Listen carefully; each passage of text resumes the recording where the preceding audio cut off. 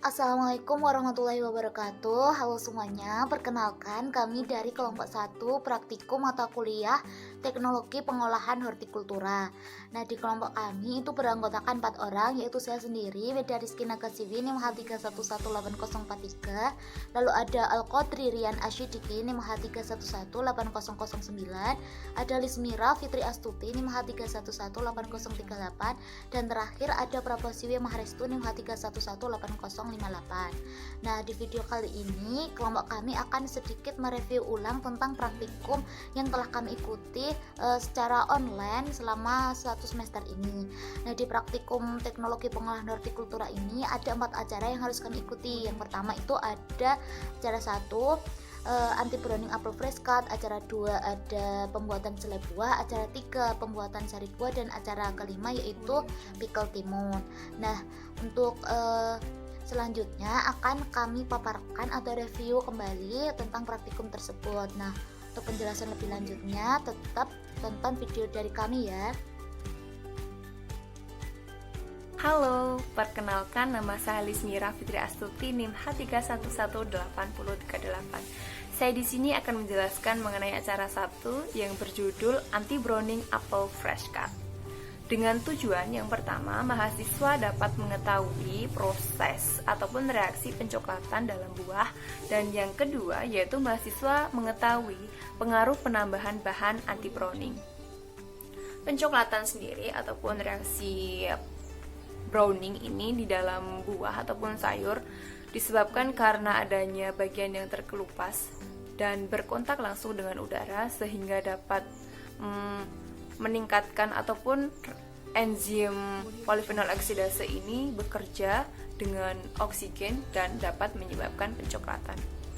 Dan juga adanya reaksi asam amino dengan keton ataupun aldehid sebagai pereduksi. Macam-macam dari pencoklatan ini ada 2. Yang pertama yaitu pencoklatan enzimatis dan yang kedua pencoklatan non-enzimatis.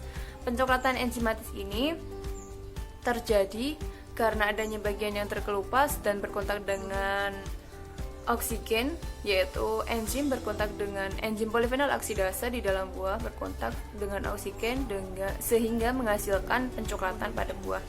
Dan yang non-enzimatis yaitu contohnya reaksi Maillard dan karamelisasi. Karamelisasi contohnya terjadi di dalam pembuatan gula pasir ataupun gula merah. Penyebab adanya pencoklatan ini yang pertama yaitu suhu, yang kedua pH, yang ketiga adanya bagian yang terkelupas. Suhu yang tinggi dan pH yang tidak sesuai dapat mempercepat adanya proses pencoklatan. Nah, adapun beberapa hal yang dapat dilakukan untuk mencegah terjadinya pencoklatan atau memperlambat pencoklatan. Yang pertama yaitu penambahan garam, yang kedua penambahan asam sitrat, dan yang ketiga dengan peletakan bahan ini, buah ataupun sayur, di dalam suhu yang rendah. Nah, di dalam praktikum digunakan bahan apel yang dipotong-potong, kemudian dimasukkan ke dalam larutan asam sitrat, garam, dan larutan vanili. Larutan garam menggunakan konsentrasi 1%, 2%, dan 3%. Larutan asam sitrat menggunakan konsentrasi 0,1%, 0,2%, dan 0,5%. Dan larutan vanili menggunakan konsentrasi 1%, 2%, dan 3%. Berdasarkan praktikum, didapatkan hasil bahwa yang paling efektif sebagai anti browning yaitu asam sitrat. Asam sitrat ini bekerja dengan menurunkan pH, sehingga enzim ini berada dalam pH yang tidak sesuai dan mengalami denaturasi, sehingga tidak bekerja di dalam buah itu dan lebih menurunkan proses pencoklatan. Nah, jika NaCl ataupun garam ini bekerjanya yaitu dengan mengeraskan pada bagian buah sehingga vakula di dalam itu lebih rapat dan enzim sulit untuk bereaksi. Kemudian yang paling tidak efektif dalam mencegah pencoklatan ini yaitu dengan vanili. Di vanili ini, di dalam larutan vanili, apel yang sudah dimasukkan akan lebih mudah menjadi pencoklatan dibandingkan dengan kontrol yang tanpa perlakuan apapun.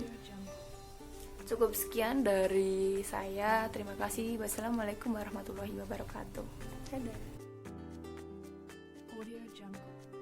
Kembali lagi dengan saya Meda Rizky Nagasiwi NIM 3118043. Nah, di sini saya akan mereview kembali tentang praktikum acara 2, yaitu pembuatan selai buah. Nah, tujuan dari acara 2 ini yaitu mahasiswa diharapkan mampu mengerti dan memahami tentang bagaimana cara membuat selai dari buah nanas. Tujuan yang selanjutnya yaitu mahasiswa diharapkan mampu mengerti pengaruh tingkat konsentrasi gula terhadap kualitas selai buah nanas yang dihasilkan. Nah, jadi buah itu tidak serta-merta harus kita konsumsi dalam bentuk segar, tetapi bisa juga kita olah menjadi berbagai macam produk. Seperti contohnya itu selai. Nah, jadi selai itu merupakan hasil olahan bubur buah yang dicampur dengan gula, kemudian kita panaskan dan kita aduk hingga kenampakannya menjadi semi padat dan teksturnya menjadi kental. Nah, bagaimana cara membuat selai buah? Yang pertama, kita siapkan dulu alatnya, ada pisau, telenan, baskom, timbangan, ada juga panci, sendok, spatula dan juga serbet. Nah, untuk bahannya ada buah nanas sebanyak 400 gram, ada air sebanyak 400 ml, dan juga ada gula pasir sebanyak 150 gram. Untuk langkah-langkah pembuatan selai buah yaitu yang pertama, buah nanas kita kupas terlebih dahulu, lalu kita cuci hingga bersih dan kita potong menjadi beberapa bagian. Lalu setelahnya itu kita masukkan ke dalam blender dan ditambah dengan 200 ml air. Setelah itu kita blender hingga halus dan kita tuangkan ke dalam panci. Nah, terus kita tambahkan gula pasir. Nah, di sini kita ada dua perlakuan. Nah, yang pertama kita tambahkan 50 gram gula pasir dan yang kedua kita tambahkan 100 gram gula pasir. Selanjutnya kita panaskan dan kita aduk hingga teksturnya menjadi kental. Nah, patokan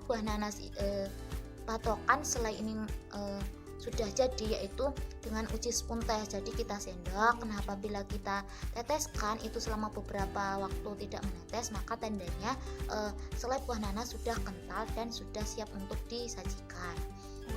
Nah, pembuatan selai buah nanas ini setelah selesai kita ujikan dengan prinsip uji duo trio kepada 15 panelis. Nah, di kelompok kami setelah kami ujikan dari segi organoleptiknya, yaitu dari segi warna, aroma, rasa, daya oles dan juga secara overall kita dapatkan hasil bahwa selai buah nanas yang dibuat dengan komposisi buah nanas yang ditambah dengan 50 gram gula pasir dan juga dengan komposisi buah nanas yang ditambah dengan 100 gram gula pasir ternyata sangat berbeda nyata. Lalu panelis lebih memilih menyukai dengan komposisi buah nanas yang ditambah dengan 50 gram gula pasir. Nah, jadi faktor-faktor yang harus kita perhatikan dalam membuat selai buah nanas pun juga benar-benar harus kita perhatikan. Seperti misalnya kita harus memperhatikan suhu pemanasan.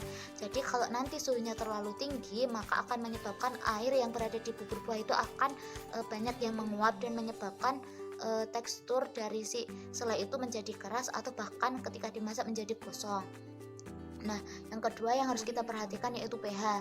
pH-nya apabila terlalu asam akan menyebabkan air di dalam gel itu akan keluar sehingga tidak terbentuk gel dan tekstur yang lengket. Jadi gelnya akan berkurang. Nah, apabila pH-nya terlalu tinggi maka akan menyebabkan air di dalam gel itu akan pecah sehingga tidak terbentuk gel dan teksturnya tidak menjadi kental. Assalamualaikum warahmatullahi wabarakatuh. Perkenalkan, saya Fadriana Sidiki, NIM 3118009. Saya di sini akan menjelaskan acara sari buah.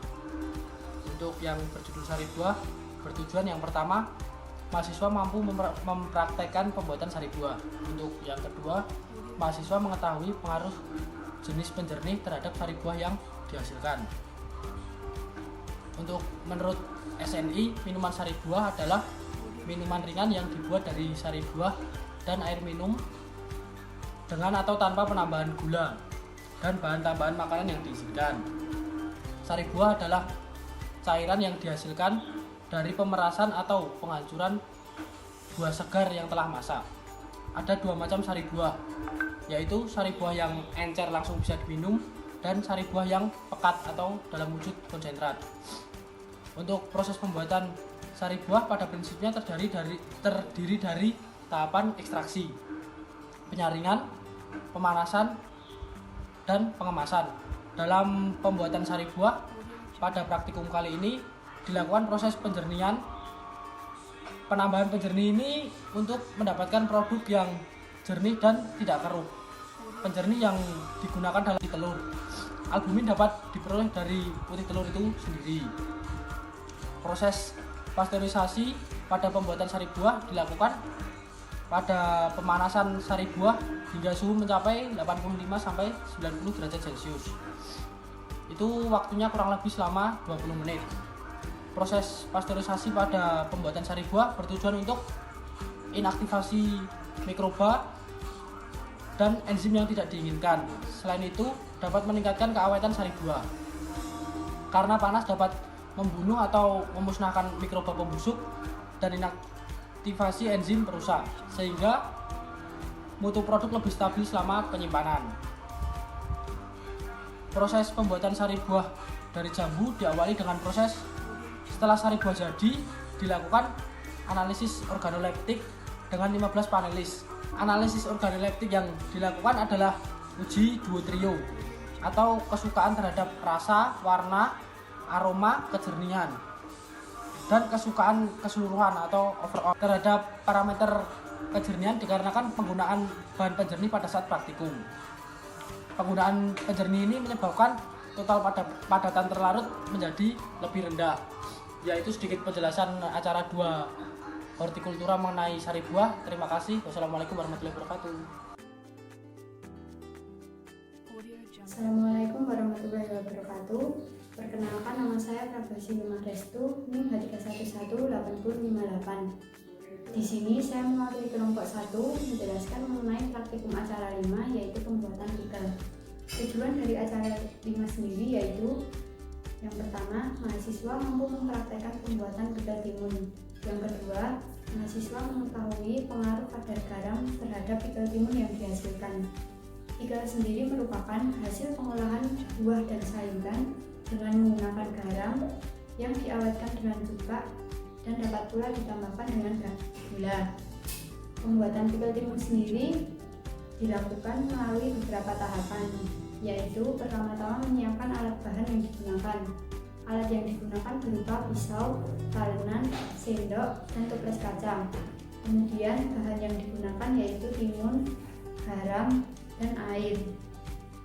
Setelah itu, timun diiris menjadi bagian kecil-kecil, kemudian dimasukkan ke dalam toples kaca. Setelah itu, membuat larutan garam dengan konsentrasi 5% dan konsentrasi 10%. Kemudian, masing-masing larutan tersebut dimasukkan ke dalam masing-masing toples yang telah diisi dengan timun. Setelah itu, toples dapat ditutup dengan rapat dan dilakukan pemeraman selama 7 hari. Setelah dilakukan pemeraman selama 7 hari, dapat dilakukan pengamatan meliputi kekeruhan, tekstur, warna, dan aroma pickle yang dihasilkan. Fungsi garam sendiri yaitu untuk membunuh bakteri yang bersifat patogen. Kadar garam yang digunakan sendiri berpengaruh terhadap pickle yang dihasilkan, yaitu apabila kadar garam yang digunakan tinggi, maka akan menghasilkan tekstur pickle timun yang semakin lunak. Sekian yang dapat saya sampaikan.